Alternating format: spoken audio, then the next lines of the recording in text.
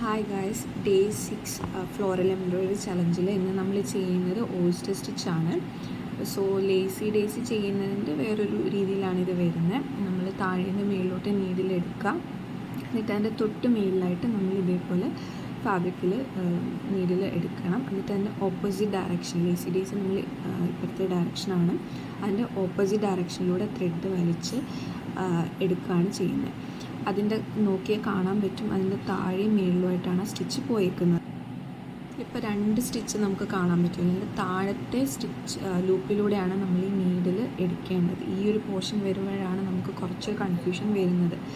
ഇപ്പോൾ താഴത്തെ ലൂപ്പിലൂടെ എടുത്തിട്ട് ഫുള്ളായിട്ട് എടുക്കത്തില്ല, അതിൻ്റെ മിഡിൽ പോർഷനിൽ നമ്മൾ നീഡിൽ പ്ലേസ് ചെയ്തിട്ട് അത് ടൈറ്റ് ചെയ്യുകയാണ് ചെയ്യുന്നത്.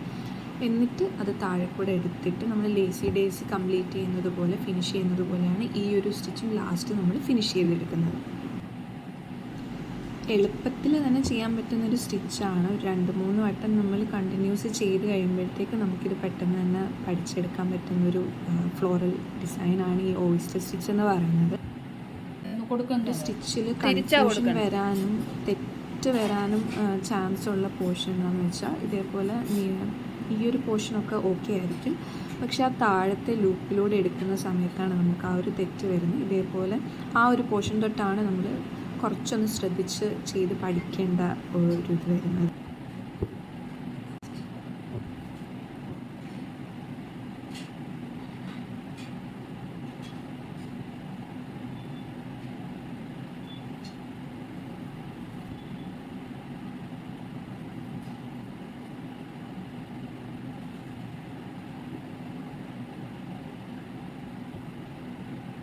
ഈ ഒരു സ്റ്റിച്ച് എല്ലാവർക്കും മനസ്സിലായെന്ന് വിശ്വസിക്കുന്നു.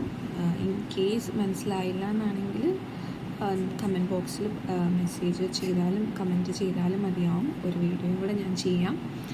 സോ സബ്സ്ക്രൈബ് ചെയ്യാത്തവരുണ്ടെങ്കിൽ സബ്സ്ക്രൈബ് ചെയ്യുക, ഷെയർ ചെയ്യുക, സപ്പോർട്ട് ചെയ്യുക. Thank you for watching.